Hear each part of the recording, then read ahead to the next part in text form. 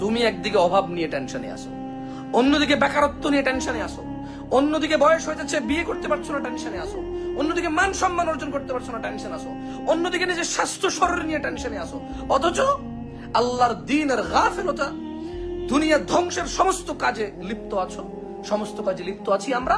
আর আমরা চাই আল্লাহ আমাদের কল্যাণ করুক, আর আমরা চাই আল্লাহ আমাদেরকে উদ্ধার করুক। অথচ আমরা প্রতিদিন প্রতিক্ষণ আল্লাহর বিরুদ্ধাচরণে আমরা লিপ্ত আছি, আমরা লিপ্ত আছি।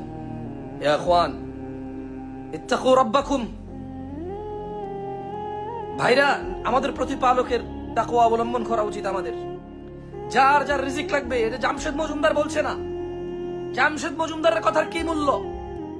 আল্লাহ সুবহানাহু ওয়া তাআলা, আল্লাহ জাল্লা ওয়া আলা বলছে, ফাকুলতু আস্তাগফিরু রাব্বাকুম ইন্নাহু কানা গাফফারা। যদি তোমরা তোমাদের রবের কাছে ক্ষমা চাও, তিনি অতীব ক্ষমাশীল, ক্ষমাকারী। ইউরসিলিস সামাআ আলাইকুম মিদরারা। ক্ষমা চাইলে আকাশ থেকে ভারী বর্ষণ হবে, যদি বৃষ্টি লাগে বৃষ্টি আসবে, যদি রোদ লাগে রোদ আসবে, কি লাগবে তা আসবে। ওয়ায়ামদিদকুম বিআমওয়াল।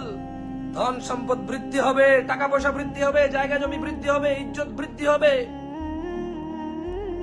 ওয়াবানিন। সন্তান সন্ততি দান করবে আল্লাহ। ওয়াজআল লাকুম জান্নাত। মরে গেলে জান্নাত দেবে। ওয়াজআল লাকুম আনহারা। যে জান্নাতের নিচে কি থাকে? নহর থাকে।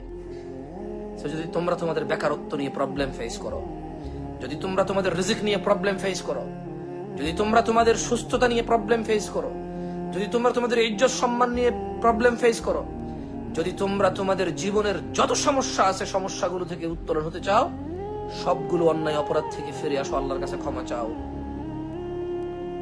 ইল্লা মান তাব। যে ব্যক্তি তওবা চেয়ে ফিরে আসে, ওয়া আমানা ঈমান আনে, ওয়া আমিলা আমালান সালিহা, এবং ভালো কাজকর্ম করে।